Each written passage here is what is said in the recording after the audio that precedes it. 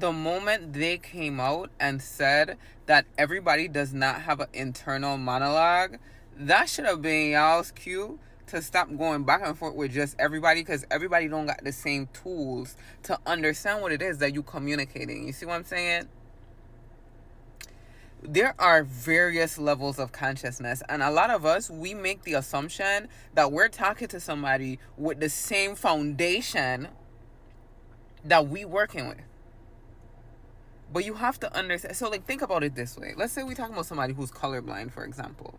Now, people who are colorblind, that doesn't mean nothing about their intelligence, but it affects their perception. So if you just, I don't know, remember the spectrum of colors that people who are colorblind can't see. I think it varies. But for an example, if you know what the color pink look like, and somebody who's never seen the color pink, can you describe to them what the color pink looks like? Would you argue back and forth with them about what the color pink looks like? No. Because you know their perception and what they could see is different from your perception and what you could see. So I haven't argued with anybody in years.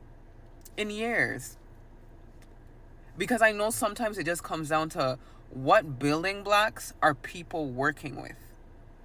And in order to actually get to a point where y'all going back and forth in conversation and y'all arguing or like getting to a middle ground, there'll be a lot of foundational work that you would have to do, and most times it's really not worth the struggle.